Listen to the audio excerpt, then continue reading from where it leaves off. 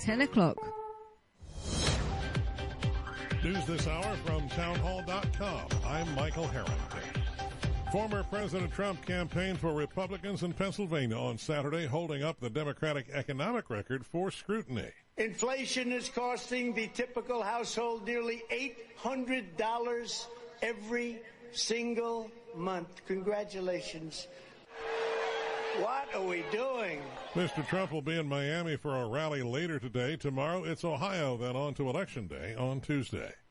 Elsewhere, actor and martial artist Chuck Norris has endorsed Republican candidate Blake Masters for the Senate in Arizona. Masters is challenging incumbent Democrat Senator Mark Kelly. While polling shows that Kelly has a lead over Masters, the Democrats' advantage has narrowed in recent weeks. A campaign account for Masters tweeted on Friday, quote, "Moo. Chuck Norris endorses Blake Masters for U.S. Senate in Arizona." In an article he posted on his official Facebook page, Norris included Masters in the list of Chuck Norris-approved candidates. A poll from Emerson College released Friday found Masters with the support of 48% of voters and Kelly with a backing of 47%. Bernie Bennett reporting. The mayor of Kiev, Ukraine's capital, is warning residents that they must prepare for the worst this winter if Russia keeps striking the country's energy infrastructure. Vitaly Klitschko says that means he cannot rule out residents having no electricity, water, or heat in the freezing cold. He says Ukrainian workers are doing everything they can to restore services, but the public has to prepare themselves. Rotating blackouts began today in Kiev and nearby regions. First responders and opposition war monitors say Syria's government forces have shelled tent settlements housing families displaced by the country's conflict in the rebel-held northwest. At least 9 people have been killed by today's shelling. Dozens more have been wounded. More on these stories at townhall.com. Lee Dombeck here from Key City Capital. As a practicing CPA for nearly 30 years, I have found that 80% of your ability to grow your wealth is dependent upon 2 factors, taxes and investment performance. At Key City Capital, we improve investment performance by diversifying capital into off-market investment opportunities in passive rental real estate and alternatives like asset-backed lending. We recover dollars that clients unnecessarily pay in the form of income taxes, creating a lifetime annuity of savings. We are a sponsor of passive, affordable single and multifamily residential rental investments, which are located in Sunbelt landlord-friendly states. These investments are the top choices in a rising interest rate and inflationary environment. They represent a store of value, protecting your capital from market volatility. Learn how we at Key City Capital can help you ultimately grow your wealth rapidly. Connect with me at keycitycapital.com or give me a call at 817-912-1569. Twitter launches an $8 subscription monthly to get that blue verification check that many people covet. The social media company that Elon Musk just bought and is overhauling launched a subscription service for $8 a month on Saturday that includes a blue check mark now given to verified accounts. Twitter says users who sign up now can receive the blue check mark next to their names, just like the celebrities, companies, and politicians. This comes a day after the company laid off about half its staff of 7,500 to cut costs. Julie Walker, New York. Japan's Prime Minister Fumio Kishida said at an international fleet review today that his country urgently needs to strengthen its military capabilities as security risks increase, including threats from North Korea's nuclear and missile advancement and Russia's war in Ukraine. 18 warships from 12 countries participated in the review. News and analysis at townhall.com. Illegal immigration isn't just a problem for the U.S. The Polish Border Service has reported an uptick in Middle East migrants trying to illegally cross into the European Union at the border of Belarus and Poland. In the past 24 hours, 117 illegal migrants were detained, along with 65 others the previous day. According to the Polish Border Agency, Belarusian border guards aid migrants in crossing the border to Poland, with most migrants now traveling first to Russia and then taking organized transport to Belarusian cities. Poland has since built a $330 million wall along its border with Belarus. Keith Peters reporting. Today is Sunday, November the 6th, and some notable people are celebrating a birthday today, including actress Sally Field, who is 76 years old. News correspondent and former California First Lady Maria Shriver, 67. Actor Peter DeLuise is 56. More on these stories at townhall.com. This Atmos Weather Report is being brought to you by Summit Technology Group. Summit Technology Group provides advanced technical solutions to the ever-evolving broadcast industry. More information is available online at summittechgroup.com. Your area conditions, currently 36 degrees in Rome. Here is your WKAL 1450 AM 103.3 FM Utica Rome Metro weather forecast for Monday the 31st day of October. I'm meteorologist Charles Dixon. Mostly cloudy in Rome, and good morning to listeners in Oneida, where it is currently mostly cloudy and 40 degrees. Getting down to 36 overnight tonight. Tuesday's high will be in the low 60s. Variably cloudy with a shower. Temperatures in the low 60s on Wednesday. Mostly sunny and mild, mostly sunny and warm. I'm meteorologist Charles Dixon on 1450 AM 103.3 FM. WKAL, more stimulating talk radio. This is Coach Big C, and you're listening to the Mohawk Valley Sportswatch on WKAL 1450.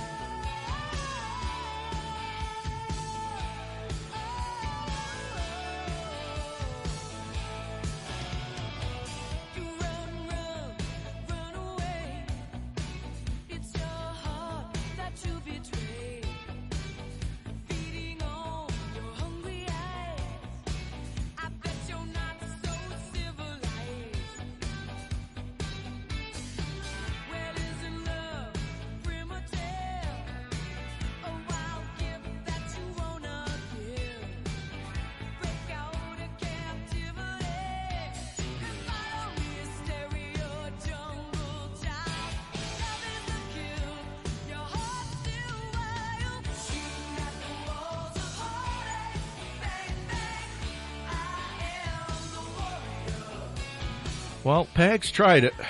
He tried to get Patty Smythe on. He reached out to her on Twitter and said, we've been promoting her for the last 10 years or 8 years we've been on the radio. And no response. Nope. Oh, man. She hasn't read his book yet? Nope. She will after she reads it. I got to get on Amazon, though, and I got to buy. I think it was like $15 on. I was hoping maybe he'd bring us all like a free copy. Make a great Christmas gift. Signed free copy. Can we get a free copy, Pags, if you're out there listening? What is this now? He's a hockey guy. Yeah, he's one of the boys are playing hockey? In Rome. Ooh. In Rome? Yeah, he's Rome Grizzly. Yeah. Wow. Yeah. Oof, wow. Captain Westmoreland has made the trek up to Rome. Mr. Westmoreland. Captain. Well, I got to remember, he's a coach now. He's coaching this year. He's back on the sidelines. I'm one of your old Mr. Peoples making the return. I got to come watch. Oh, I can't wait. Well, you'll see him. Yeah. You'll see him. Hey, you're making your return to the sidelines this year. I'm in. Yes, sir. I'm in. Yep. Yeah. I'm. You know, I was watching. I was looking at some drills. Yep. You're just gonna have to tell me what kind of offense am I supposed to run? Do I get to run what I want to run? Well, what do you want to run? Because we'll have a discussion. I don't know yet. We'll have to sit down. We have a big book that we're going to hand all the travel coaches and says good. Here's a bunch of drills. Good. Here's we got everything for you. Can you press in 5th grade? Depends on what league you're in. But yes, there are. Yes. Is it man to man? Can I play any zone? Well, I mean, we want you to play mostly man, but yes, you could play some zone. But yes, you should be mostly run the chaos defense. Just condition everybody. Well, I don't know. I was looking at some of the 5th grade talent, and it looks like I have a lot of good guards. Yeah, that's a good group of guards right there. They can get to the basket. Do I play 4 guards and 1 big guy and just let them go up and down? That's what we do. Okay. Yeah, like your man Jay Wright. I can do that. All right, that might be Scott Pitoniak calling. And we haven't had Scott on. Well, we had him on at the beginning of the college football before season. The year. So we'll see what his take is on Syracuse. And then if there's anybody more fired up than you about the Bills, it would be Scott. It's probably Scott. Go so Jets. We'll let's get the thumbs up. You know, I got to keep the Statman down on these. Can we mute his mic? Well, I've had Statman muted for. His headphones aren't on. He still doesn't know. His headphones aren't on. So. All right, let's go to Scott. Hey, Scott, how are you, my friend? I'm doing well, Rock. How are you doing? Well, we've been talking college football, and it's going to be really interesting to see what the committee does here with the top 4. But we can get into that in a little bit. We talked some Syracuse to start the show, Scott, and I think we all said that we thought when the season started that Syracuse can get off to a really good start, and then the second part of that season was really the gauntlet. Offensively, they've really struggled the last couple of weeks. But what are your thoughts here on the last 3 weeks with Syracuse? Well, a couple of things here, Rock. I think we've seen one of the disappointing things has been, as you mentioned, the offense, and I think part of that has to do with Garrett Schrader's injury. And we don't know. All we know is it's a lower body injury, could be an ankle or whatever, and we don't know the severity. But clearly, he has been the catalyst for this team. I mean, Robert and I, the offensive coordinator and the quarterback coach, both of whom came in from Virginia, we had talked about at the beginning of the season, if they could somehow turn him into a reliable, just a decent passer, this offense could be dynamic. And I think we saw that, through the first 6 games of the season. I mean, to me, you could make an argument that Garrett Schrader was the most improved player in America. Right. And, we saw this offense really take off. But since his injury, and I could tell, I was at the Notre Dame game, I could tell early on something wasn't right with him, Rock, because there would be plays, he didn't take off and run, and there were opportunities where he could have. And he was clearly playing hurt. I think Dino Babers, the coach, maybe went with him too long, before making that decision. Because, like you said, he goes, the guy couldn't protect him. Right. What is he doing out there? Type thing. So I think that offense goes as far as Garrett Schrader goes, and I think that the backup quarterback Del Rio Wilson. I think he's got a lot of potential, but he's just not ready yet to walk in and handle this offense. The other thing that's been disappointing and not surprising, and I saw this in both the Clemson and Notre Dame games, and it continued on yesterday against Pitt, their inability to stop the run. I think the word's out now that, Syracuse suffered some injuries on the defensive line with some of their run stuffers. They're very much an undersized line. So now the strategy is let's run the football on them against this undersized, quick but undersized defensive line, and we'll wear them down. And I think that's the strategy that you need to employ against them and just and take control of the game. So it's been disappointing. The season of great expectations or altered expectations after that 6-0 start is now looking to be like a 7-5 season. I mean, when you consider what Florida State is really hitting on all cylinders now, it seems offensively, and you got Wake Forest. That's not going to be an easy game by any means. And then then you close out against a very poor Boston College team, which if Syracuse can't beat them, then they really, even at 6-6, don't deserve to go to a bowl game. Scott, one thing we were talking about, and I'll say I've been a little disappointed in preseason. You return Sean Tucker, arguably top 5 back in the country, and I'm sitting here saying, as a Michigan guy, man, he'd look good in a Jim Harbaugh offense, getting 30, 40 carries a game. How come we're not seeing the carries by Tucker? Well, I think part of it has to do with the defensive strategy. I think, when teams are looking at films of Syracuse, I think their first inclination is we're going to stop 34. We're not going to let him beat us. And I think that teams have been overplaying him, and I think that resulted in some of the success that you saw by Schrader, particularly as a runner early on, and even in the passing game, faking to Tucker. But I agree with you. That being said, you still should be utilizing this guy more. And as you know, Rock, there are other ways to get the ball in his hand. Yeah. Besides handing it off to him. I think the other problem we have, and this is an issue I've had with Syracuse for a while. They can't seem to develop a good offensive line. I don't understand why they can't recruit and develop a strong offensive line. And this is a veteran offensive line, but I'm not in any way impressed with them. I think that I think that Schrader, his escapability when he was healthy, masked a lot of problems that line had with pass protection. And I just don't see them getting any push off the ball, which again goes back to your original question about Schrader and why it's not working for him. I think a lot of times there's just not any openings for him there. But they I thought they would be a little bit more creative. We saw in the Louisville game in the opener how, essentially they had some very well-designed plays, pass plays, in which, got Schrader into the open field, and he's incredibly dangerous when he is. So, yeah, it's been disappointing, and I don't know what's going on there, but it's some of that blame has to go on Dino Babers, team coach. Scott, when they got off to the 6-0 start, and they've dropped the last three. I mean, Nick had them at, I think, 9-3. I think I had them at 5-7. I said, well, if they can get through the first half of the schedule, that second half is a gauntlet. If they finish 7-5 or 6-6, they get to a bowl game, which they haven't been to in a little while. Is it a disappointed season for Syracuse given the 6-0 start?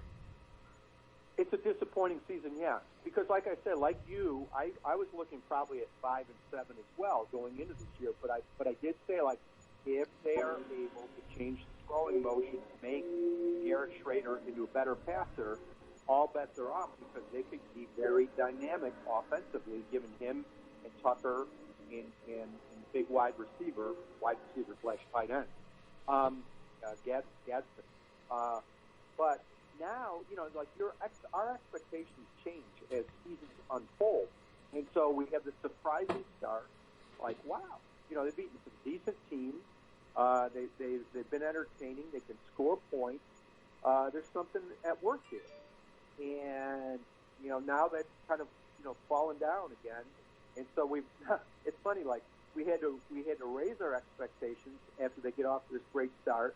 Now we have to lower them again to like, well, they are what they are. Right. We kind of thought they were going to be going into the season. Well, Scott, I know one team who knows who they are. Coach Medicis has his Bills jersey on in here today. But, man, is there a hotter team? I mean, Josh Allen has been so fun to watch. And I'm a Giants guy, but I'll root for the New York teams. I'm a Giants guy. But right now, the New York sports teams, man, it's fun to be a New York guy. Yeah, without question. And we're going to see, it'll be interesting to see today. I still like the Bills against the Jets, even though I think the Jets are a vastly improved team. They still have in Zach Wilson a guy who's really struggling, I think, as a quarterback. He's doing what Josh did early in his career, and that is play hero ball, trying to do too much, when he doesn't need to. And again, some guys learn, and Josh has learned tremendously, that you don't have to do that. But yeah, the Bills, to me, I mean, I haven't changed from day one. They are the Super Bowl favorites as far as I'm concerned. They're the best all-around team in football. I know Philadelphia is undefeated, but I still, with number 17 at quarterback, and it's such a quarterback-centric league more than it's ever been, that, with Josh Allen there, anything's possible as long as 17's out there doing his thing. And, the thing is, like, we marvel at the physical skills and the size and, the rocket arm that Josh has. But what's really impressed me, guys, the way he has developed mentally and grown and worked at it. He is very much now a cerebral quarterback as much as a physical quarterback out there.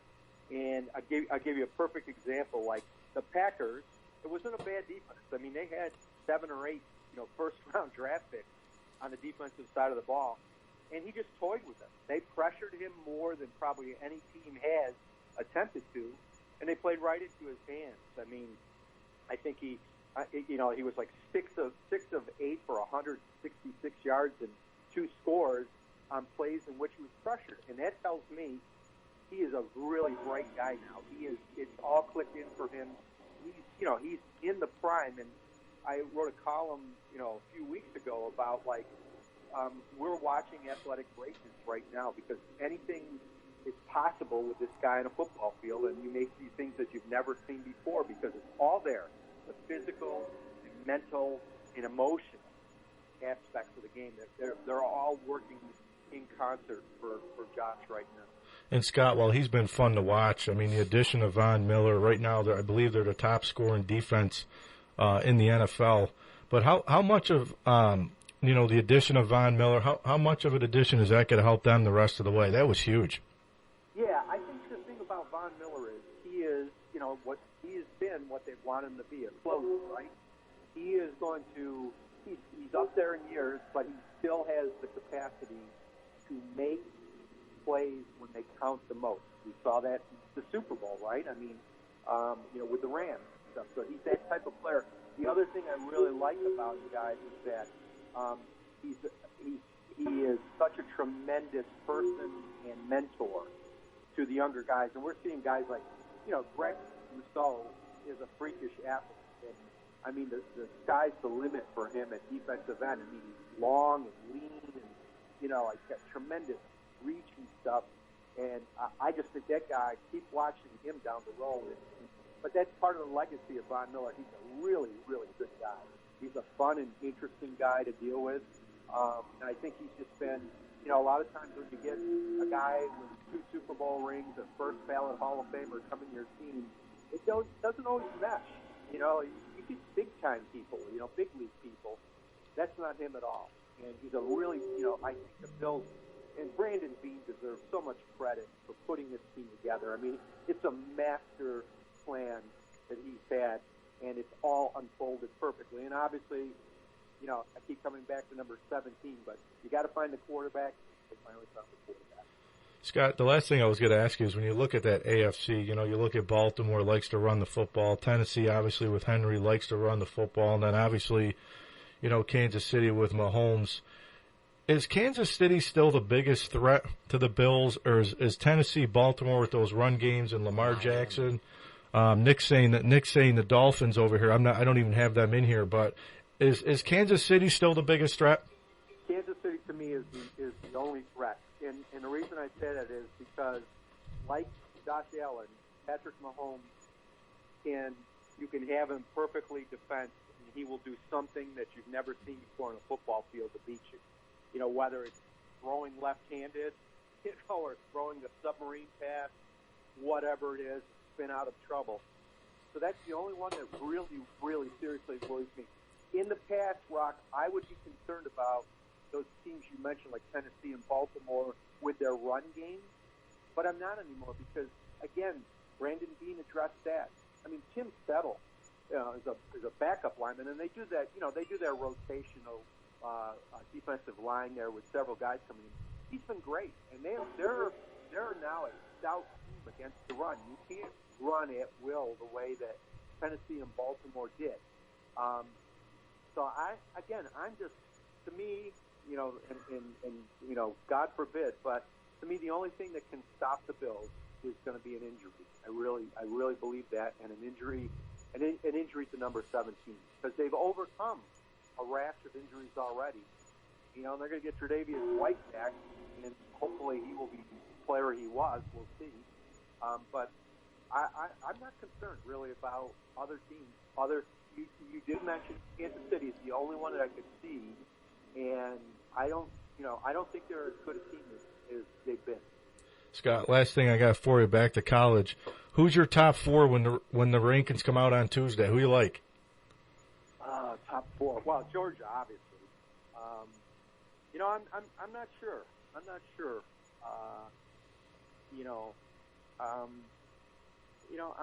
really not sure. I just know Georgia to me is the team to beat. That and it's good to see Alabama out of there, and Tennessee proved to be a pretender. So I still like Georgia to win it all. But yeah. LSU is obviously LSU you got to consider. I would agree. I think a lot of people, when Brian Kelly left Notre Dame, I was the one guy that said, I've never been a Brian Kelly fan, but for him to leave Notre Dame to go into the SEC and take a shot at Nick Saban and Kirby Smart every year in his first year to beat him, at home like that, I think the sky's the limit. I think they're ahead of schedule at LSU with him in year 1. I know that. Yeah, I would agree, and I agree with him. I didn't particularly care for him at Notre Dame, but he's in a different environment now than Notre Dame. I mean, he gets kids that it's not as demanding an academic school as Notre Dame is, and there's different standards. I mean, that's the reality of things. But I'm still a Georgia guy until proven differently, and I think they answered the bell once again. But again, I'm glad to see Alabama out of it. He's a great coach and it's a great program and stuff, but it's getting a little tiresome. good to see some other people there. No, for sure. Well, Scott, listen, I know we'll do it again. I know we'll be talking more Syracuse and Bills with you this year, and then Syracuse basketball creeping up here as well. So I know we'll do it again soon, and I love having you on as always, and we appreciate it. Hey, always great to be on with you guys. Thanks so much. Thanks, Scott. Thanks, Scott. Take care. Yeah, I think, he makes a lot of good points about the Bills. I still think, though, it's going to come down. I mean, I haven't looked at Buffalo's schedule, and maybe we'll look at it here after the break. But I still think that if Buffalo gets home field, if it goes through Buffalo, I like Buffalo's chances. If it goes through Kansas City, they can beat them in Kansas City in the regular season. They haven't done it in the playoffs yet. So, but we'll see. We'll have to pull up the Bills schedule here right after the break. But thanks to Scott for coming on. I know we talked to Scott before the season started. A lot of good takes on Syracuse. We always talk Syracuse football, basketball. We always talk Bills with him.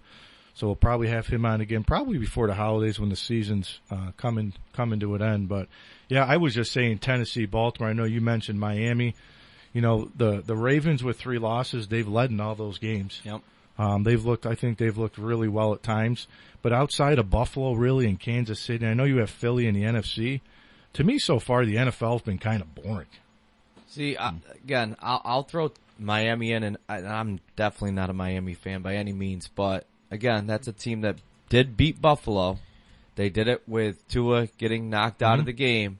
They haven't lost a game that Tua's finished, and they just added Bradley Chubb, and that was the team that pressured Buffalo more than any other team. Again, they had injuries, but, that's a team that pressured Josh Allen more than any team has all year. They were I think last in the NFL in QB pressures, but they pressured Josh Allen more than any team has all year. He turned the ball over a couple times. And, again, Tyreek Hill has always caused Buffalo trouble. So, again, we can talk more about it in the second hour, or the second half of the show. But I was just going to say, the Dolphins have better defense, and Josh Allen is obviously 10 times better than Tua, but the Dolphins have the weapons to be able to duel on offense with the Bills in a way too. Well, I think the Chubb pick, I forgot about that. That's a really good get. It's a great get, and again, it's a move to kind of match up with what Buffalo's doing. You add another edge rusher to a team that's struggling and pressuring the quarterback. You have good corners and Howard. You got a strong linebacking core. That's a move directly at Buffalo and Kansas City to try to pressure them. So I think it's a smart move. Well, when we come back after the break, we'll pull up the Buffalo schedule. But then as a Giants fan, I know Cody is too, that NFC East went from being one of the worst divisions in football. It's the best division in football. It's the best division top to bottom in football right now. Stop it. On that note, we're going to go to break, and we come back. We'll dive into that and more. Stay tuned. We'll be right back. Watch Mohawk Valley Living every Sunday and pick up our free monthly magazine. Inside are stories by local writers, area guides, things to do, and more. Find out today why people are calling it their favorite magazine. Mohawk Valley Living. See what's in it for you. Are you tired of radical downstate Democrat political bosses telling our community what to do when they have no clue what the Mohawk Valley needs? They're ruining our state, causing inflation by increasing the state budget 27% in 2 years, passing bail reform, making our communities more dangerous, giving illegal aliens unemployment, Medicaid, and free college tuition, and taking away our right to defend ourselves. Assemblywoman Marianne Buttonshon voted to put these political bosses in power and for these terrible policies that we suffer from. These same political bosses directed $209,000 in 2020 and $131,000 so far this year to Buttonshon's campaign. What are they buying? We deserve better. We deserve an assembly representative who will fight for us. John Zielinski is the new leader we need, a business professional, not a politician. And unlike Marianne Buttonshon, John Zielinski will never vote for an assembly speaker who pushes for radical policies that hurt the Mohawk Valley. Paid for by John Zielinski for State Assembly. If you are a small business owner, it is time to answer these questions. Is your website mobile friendly? Does it look modern and pop? Can it be found on the first page of Google? If you answer no to any of these questions, or worse, you don't have a website, it is time to call our friends at Thayer 2 Design. They'll work with you to customize a website to fit your needs and help you grow. Websites start as low as $400, and yes, you heard that right. A great looking website doesn't have to cost you thousands of dollars. Give them a call today at 315-875-7989 or visit them online at RomeNYWebDesign.com.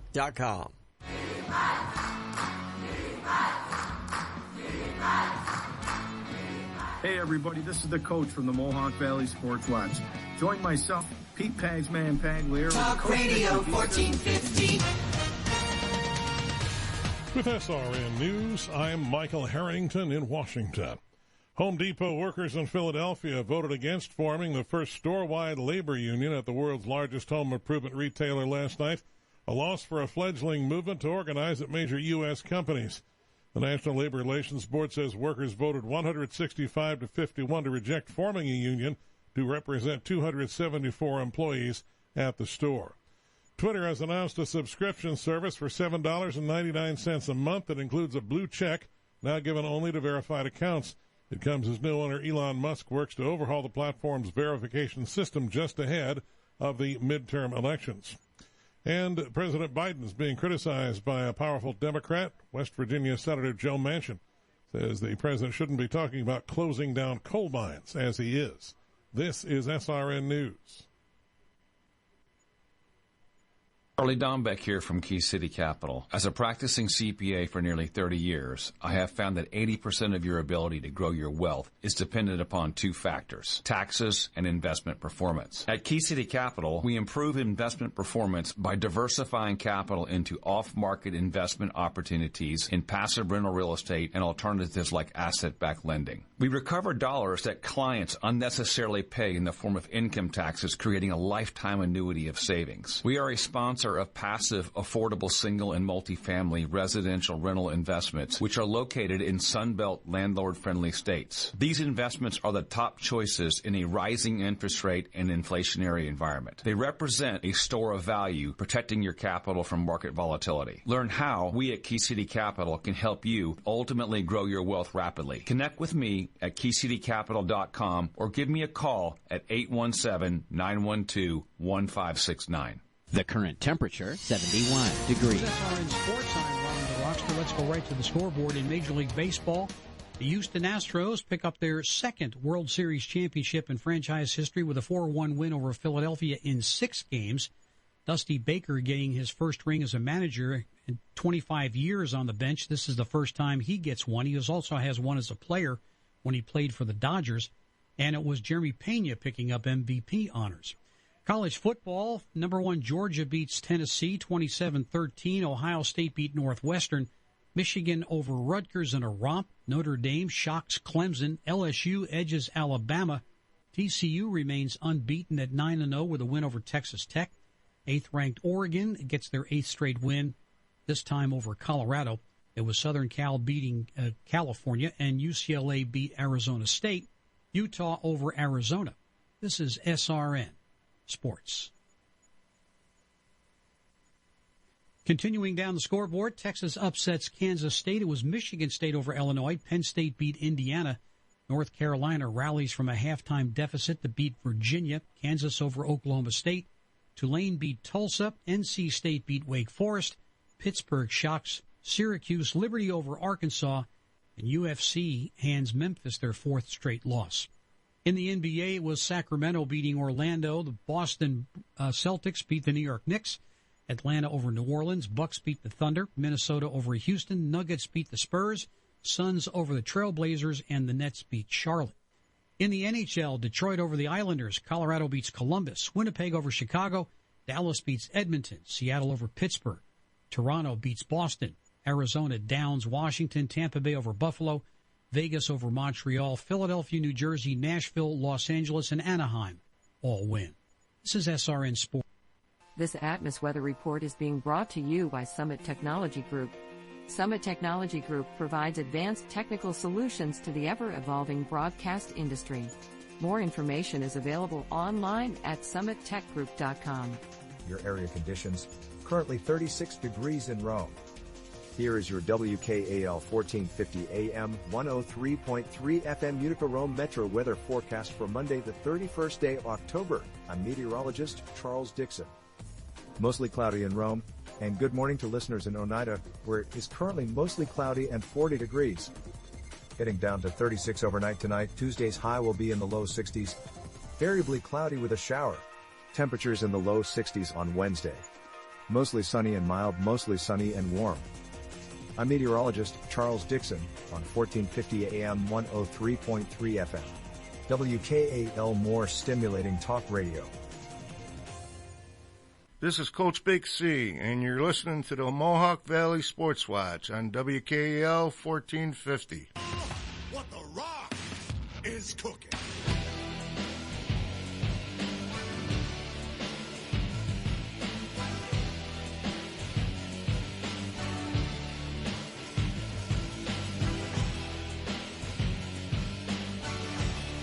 You know, I'm trying to figure out in here. Cody gets abused. He does. Well, he says some outlandish, very outlandish, ridiculous things. He does get abused. He's like a troll on the internet. Sometimes you just got to put him in their place. I don't disagree with that. Cody A. Smith. That's what they call me. So, I wanted to pull up. We were talking with Scott about the Bills. He's shot. Cody. He's got his Chargers jersey on today. Giants are off today, right? So he doesn't have that on. Here's Buffalo's schedule the second half. They'll get the Jets today. Loss. They'll get a good Minnesota team. You're talking about it could be a battle of one-loss teams in a week. That's a They're losing. Minnesota should be a good game, right? But that's in Buffalo. Minnesota's in first place. I always say Minnesota's one of those good fake. Yes. They're a little overrated. Yes. Yeah. Cleveland at home, at Detroit, at New England. Home against the Jets again. Home against Miami on December 18th. Christmas Eve at Chicago. And then they finish up at Cincinnati. And then New England. Looks like New England. An awful lot of losses there. So for that schedule, I got to be honest with you. I mean, we'll see what Minnesota does, but that's in Buffalo. It's in Buffalo. I mean, Miami's in Buffalo. I don't really see. I mean, they could finish with 1 or 2 losses. I was going to say, if they clinch early enough and have home field wrapped up, don't be surprised if starters are sitting in Cincinnati and New England at the end. Again, it depends on. Well, when's Deshaun Watson back?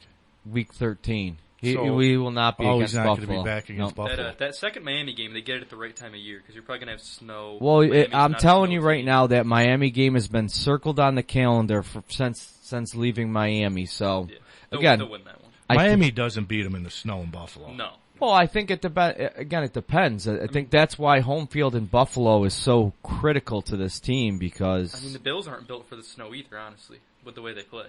I'm pretty sure I watched that New England game where the offense was perfect.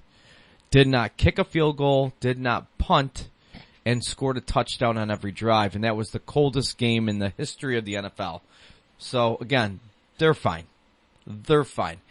Miami scares you because of the speed. Again, Tua's underrated. I'll go ahead and say it. He's an underrated quarterback. He wins. He's played well this year. Yeah, but when he's in, that's the thing. You give a guy playmakers. I wouldn't even be playing anymore if I was him. I'd be done. Get a settlement. I'd be as like an offensive analyst at Alabama. Go back to Alabama, or maybe you're in the booth. I mean, he's in a dream situation right now because all you got to do is get the ball in those two guys' hands, and they'll make plays for you. Well, here's some of the matchups today. Bills and Jets will kick off at 1:00. Chargers in Atlanta. I still can't believe Atlanta's at 500. Yeah. They still got a shot, though. They're in first in the division. I was going to say they're in first place. They have one of the best quarterbacks in the NFL. Turn his mic off. I got to mute you. Dolphins and Bears. You got Panthers and Bengals today. Packers and Lions. That's in Detroit. That's a good game. Colts at Patriots. Patriots have played better the last couple weeks. That'll be a dogfight. Vikings against Commanders. You know, I think it was it was my buddy Jim with Tyler Heineke. I said, you know, the kid just comes in and wins football games, and he goes, I don't like. The Commanders are 4-4 and they're 2-0 with Heineke at quarterback. My buddy lives in Virginia, and I said before the year, "Do you like Carson Wentz?" And he's like, "Yeah, I think it's an upgrade." And I'm like, "I'm telling you, I don't think it is. I would have stuck with Heineke all year." I have Terry McLaurin on my fantasy team. He was terrible all year. Heineke comes in and he's had 20 points. The guy just finds a way to win. Raiders and Jags. I mean, this has been a disappointing first half for. The Raiders are terrible. I mean, myself included, I had the Raiders a playoff team with a shot to go to the Super Bowl. I think their coaching is bad. I mean, they hired a guy that is known not to be good. Can McDaniels be one and done? If this continues, absolutely, he could There's no be. reason they shouldn't win these. But then he'll be your OC in New England next year. Yeah, he'll go back to New England. He'll be offensive coordinators and Who'd they get blown out by last week? Who was it? They got shut out last week. Yeah, they got beat pretty bad last week.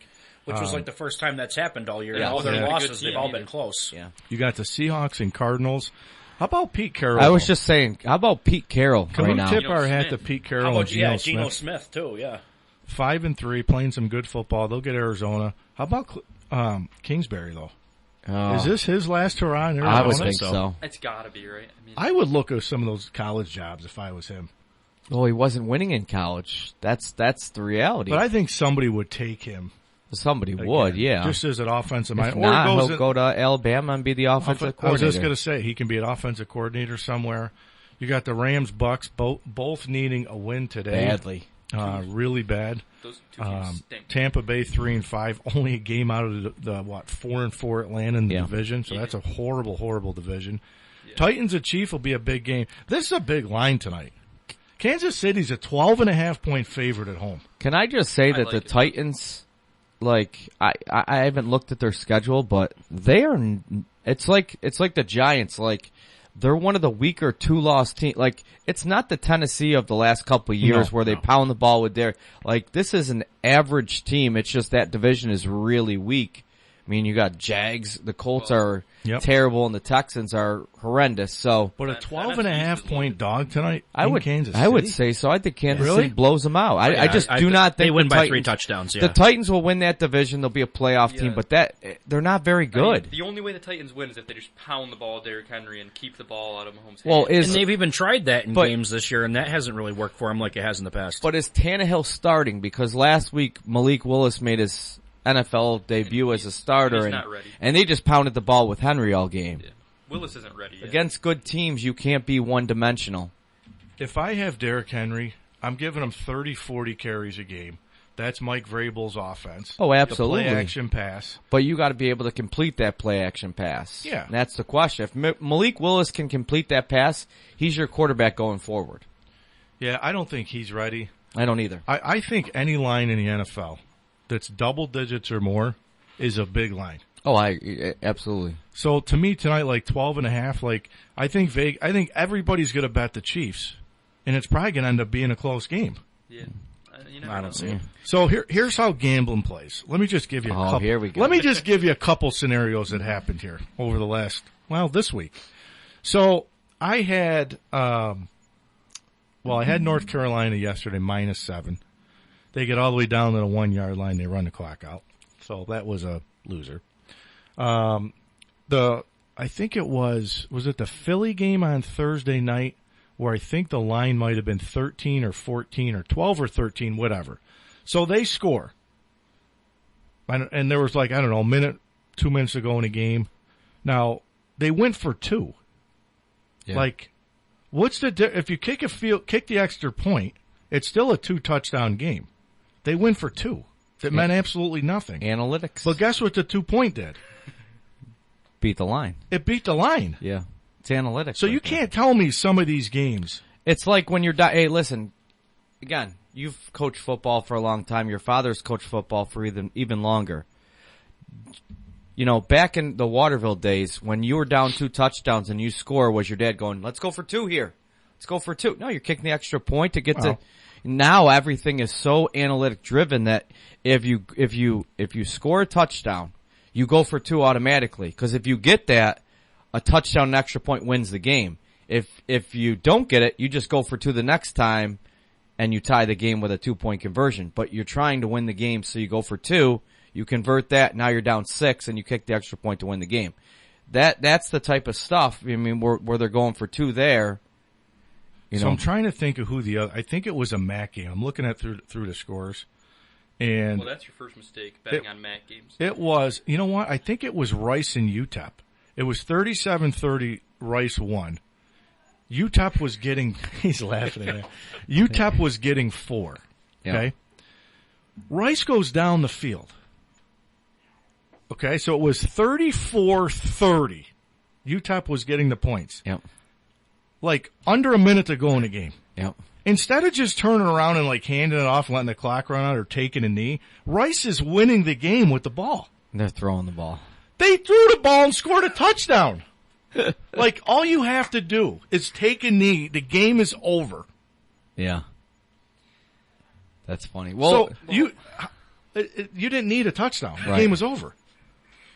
You want to So you can't tell me a lot of these games are not fixed where they don't know the lines. Here we go. Well, you want Seriously. even worse? The first time in my life yesterday, I teased Colorado plus 38 against Oregon, right? I was like, Oregon's not going to win by 40. We won by 39 points. It was the I'm last telling leg you, of my teaser. These guys, they know the lines. I even bet the UConn-UMass game. Yeah, like, I mean, like That's I said, bad. Why, You why have are a you problem. betting? Why are You you have betting on gambling games problems, like that? please call. Yeah. Man, if Why you bet see on- Rock why are at the you betting casino, tell him no. You know what? My wife yelled at me last night because I didn't play anything last night. She played the machines. I didn't put any money in the machine or anything. Yeah, because all your money was already in the games. I sat and watched the games. But how about, speaking of, how about the job Jim Mora's done? Yeah. At UConn this year. You think people aren't going to be calling him up at some of these other jobs? I don't. I think Jim Mora was smart. Nobody wanted the Connecticut job. No. Nobody. One of the worst programs. And Don Brown, who was the former Michigan defensive coordinator, went back home to UMass. UMass, UConn, and Hawaii were probably the three worst programs in college football. And he's got UConn. They play Liberty, which I don't think they'll beat Liberty. No, they'll get beat up by And Liberty. then they play Army the last game of the year. If they beat Army and they go 6-6, UConn's going bowling. But when you think about these jobs, could he have said, if I go in there and win 2 games, you get an extension. I'm going to get an extension. I mean, the facilities, I don't know if you guys have ever seen They're them. building a stadium right now. The facilities at UConn are not bad Yeah. facilities. They're better than a lot of facilities in college football. I mean, it's always going to be basketball. But UConn, the facilities, but the be 5-5 at UConn this year, considering how bad they've been over the years, great job by Jim Mora. Can we just stop for a second and think about what we're doing? We're still we're talking UConn football. Yeah. Why? Is there nothing else to talk about? I mean, Cody and you both came off the air saying the NFC East is the best division in football. Is. And now we're It talking is. UConn football. Well, you never know where we go on this show. That's the fun part about it, because I don't go off of a script. So we kind of do what we want to do. But let's go back to the NFC East. You want to do this yourself, Mitch? I know the NFC East schedules have been horrible. Correct. I don't disagree with you. Okay. However, as a Giants fan of how bad the Giants have been in recent years, You're preaching to the choir right now because I you got know. a Lions fan back there who's still enduring the pain, and I did it for 17 years with the Bills. So we wrote this story. But for people out there, let the Giants fans have some success. That's Who like, isn't? Listen, Who that- isn't? that's That- like me as a Michigan fan. We're 1-9 against Ohio State. Tell him, Rock. Let me enjoy it for Tell another him. 2 weeks, because if Ohio State beats them, I got to listen to my wife and all the Buckeye fans for another year. I'm still enjoying the Michigan win for another 2 more weeks. And you can Let us enjoy enjoy it it. all you want. Let us. You want me to go through the NFC East? You ready? Eagles beat the Bills. I don't Giants think, compete outside with of the Bills. Philly, I'll say this. I don't think anybody in the NFC East may finish over 500. Oh, I agree. Come on, Rock. I agree. Don't do that to me. Or 9-7. One will finish 8-8. Well, you remember it's 17 games I now, mean, so it would be 8-9. 9-8, 8-9. Yeah. Like Medisa said, it is an easy schedule. The Giants, after the bye, start with the Texans in New York and then the Lions in New York. I mean, that's probably 2 more wins. Listen, I'm celebrating 6-2. Oh, I'm and you have celebrating every saying- right. You have every You right definitely too. should. But I got to listen to this guy on every break talk about how the Giants would be the best team in the AFC. Well, I'm not saying the that. Giants. If the I Giants said played no. the Bills in the Super Bowl, you know the Giants would beat them because they would beat the Eagles, and the Eagles are better than the Bills because they have a better record. Like I just can't. Like this was the same guy that said the Chiefs were going to come in last place in the AFC West this year, and they were going to be like 3 games under 500. Like, Chargers are going to win the Super Bowl if the Giants That's not don't. over yet. Well, here's Oh. the Giants after the bye week are going to get Houston at home. Win. Then they have Detroit at home. Win. at Dallas. I don't think they go in and beat Dallas in Dallas. I agree. Yeah, but then you get the NFC East. You get Washington, Philly, Washington again, Minnesota, Indy, Philly. We're going to beat the Commanders both times. Well, I'm not saying that the Giants aren't going to make the playoffs because there's a good shot that they have that 6-7 seed. It would not be surprising if they, but you can't tell me that you look on the game, you watch the games, you're tuned into Fox to watch the NFC, and you watch the Giants, and then you turn on the AFC, and you don't see a big difference between the AFC and NFC. Again, I'm not taking anything away from the Giants. They're a good team, and their record is what it is. But big picture, the Giants are 6-2. They're in the playoffs right now. And if they get in the playoffs, great. We had the same thing when the Bills got in. They had no right to be in. They snuck in. Right now, it was great. I'm going to say this. But they're not a good football team. When I watch the Giants, I see a team that can compete. If we're the 7th seed, we got to go into Tampa. We can beat Tampa. Tampa's 3-5 right now. I know, but they might win that division. The NFC as a whole, and listen. Philly's off to a really good start. They look really good. Still not sold on Philly. If you take the records away, the NFC stinks. If you take the records away and you have eyeballs and you're watching the games on TV, I mean the Eagles. You're telling me if I'm saying who are the best 5 teams in football. They're all AFC teams, probably. Where do the Eagles fit in? Probably 3, 4, 5, somewhere in there. You can't tell me that they're undefeated. It is what it is. But you can't tell me, where do the Giants fit in? Are they, in your eyes, a top 5 team in the NFL? No, they're top 10. Top 10. Well, guys, here's your NFC leaders. So you got Philly at 8-0. Then you got the Cowboys and the Giants all at 6-2. Minnesota in a horrible NFC North. Yep. Is 6-1. That division's stinks. Over. Mm-hmm. So Minnesota's in. Atlanta's at 4-4, followed by Tampa and New Orleans at 3-5. Atlanta's another one of those teams, though. They compete in every single game. It's close. But the division stinks. The division does stink. No, the NFC West right now, I still think San Francisco finds a way to win the division. Yes. Seattle's atop at 5-3. Frisco's at 4-4. The Rams are 3-4 in the NFC. Your AFC teams, Buffalo's at 6-1. That AFC East, if you want to say the NFC East, the Jets and Dolphins all at 5-3. Baltimore's at 5-3. The Bengals are 4-4. The AFC South, which is a nightmare. Terrible. The Titans are 5-2. Everybody else has got a losing record. And then who I think before the season started, maybe some might disagree, I thought the AFC West was going to be the toughest division in football. They'd beat each other up. Well, the Chargers are 4-3. Denver's 3-5. Vegas is 2-5. So that division, it's going to be Kansas City is going to run away with that division. Yes. Maybe the Chargers get healthy. Maybe the Chargers can make a run. But I think this year in the NFL, and again, I'm more of a college guy than an NFL guy, is the NFL down this year, or are the Buffaloes, the Kansas City? I think it's top heavy. Yeah. I think it's top heavy. I think you if I pulled out my top 10 teams from 10 to like 11, 12, there's a huge drop off. Yeah. I would agree with that. And you have, and again, in professional sports, you have the tank for the top pick.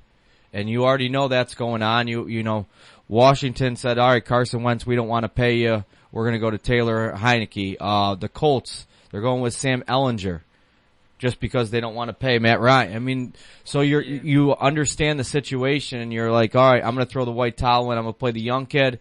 If he does good, we have something with him. He's on a rookie deal. We can put pieces around him.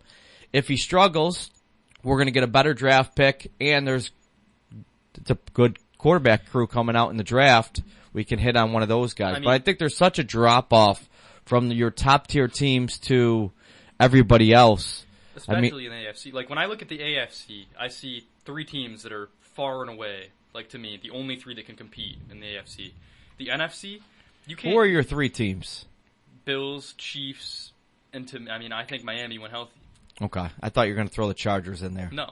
But in the NFC, any given day, I could see the Giants going in and beating anybody in the NFC that's a top. Like, no, I think they probably. The Giants can't beat the Eagles on any given day. No, anybody can beat anybody. I mean, we've proved that all year. I think the NFC. I'll say this. I think the NFC. I think they all can beat everybody. Exactly. In the NFC. I don't see that. But in the for today's games, I mean, obviously the Sunday night game is going to be is probably the better game tonight, Titans and Chiefs. Yeah. Here's some of the games, and I want you guys to tell me who you think outside of that game is the big game today. I think it's Tampa and the Rams, because I think they both need a win. If Tampa falls to 3-6, forget it. I think their season's over. I disagree. Jets, I think Robert. But said, the division's bad. The division's bad. That's why you say Tampa. They're not going to be out of it because the division's bad. No, let me. I bet on the Jets money line today. Robert said like it's a big win. I'm taking it all day. I don't know. All right, so let's go game by game. You got Bills, Jets. That should be a blowout. Jets. Chargers and Falcons. Close. I mean, I think it's going to be closer than people think because the Falcons are going to play them tough, but the Chargers will win that game. Yeah, I think they win. You got Dolphins, Bears. Dolphins should cruise.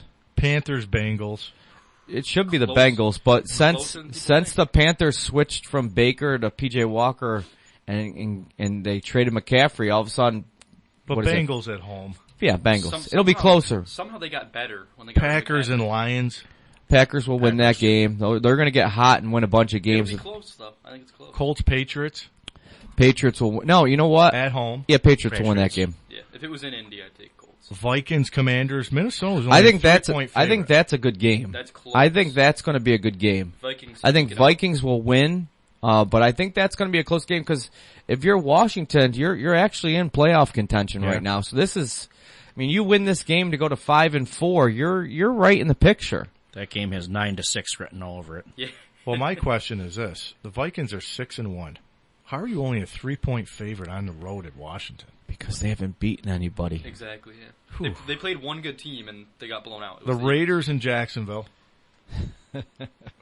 Next. I'm taking Jacksonville. I am as well. Yeah. Seattle and Arizona. That should be a good game. But again, Arizona, like. I was going to say this earlier. If I'm the Broncos, I'm coming to the Seahawks, and I'm like, I'll give you Russell Wilson back straight up for Geno Smith. They already did that. They called it the trade deadline. I mean, Arizona's a 1.5-point favorite to Seattle. Yeah. At home. That's crazy. Which is unbelievable. The Rams and Bucks. Best game of the day. Game. Buccaneers are a 3-point favorite at home. And then you got the night game, which I still think 12.5's a lot. Titans and Chiefs. Chiefs. Big. Mm-hmm. Big. 3 touchdowns. You think it goes over 45? At least 3 touchdowns, I'm saying.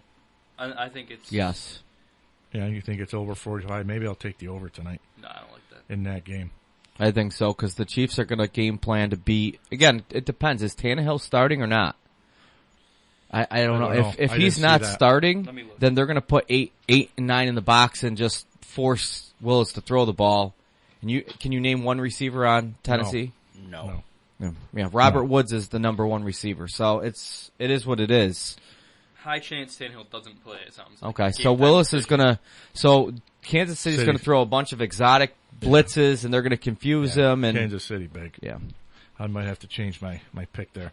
But all right, I want to make sure I thank Coach Brian Briggs for coming on this morning to talk about Howland Patton football. Coach Joe Corley talking about West Jenny. Thanks to Scott Pitoniak for coming on and talking some Syracuse football, Buffalo football. Thanks to Cody, the stat man, and Coach Medicis for another Sunday morning. It was good to be back in here behind the mic. And then make sure to tune in Thursday night, 8 o'clock. We'll be back for the No Huddle podcast. Coach will return with myself, Nick from C-Bus, and we'll have Coach DeCola on. I got to reach out to Coach Kramer. Now that the season's over, Coach usually joins us for the second part of the show, so I'll see if he wants to join us. And we'll be talking. We'll go through some predictions. We'll talk coaches, I'm sure. We'll give our takes on our teams. Coach Medicis always does the Syracuse take. I'll do Michigan, Ohio State. I cannot wait. And you can tell I'll be getting Nick from C-Bus heated on Thursday night. I know that. So on behalf of the entire crew here at the Mohawk Valley Sports Watch, enjoy the rest of the weekend. We'll see you next Sunday right here on WKAL Talk Radio 1450. We're out.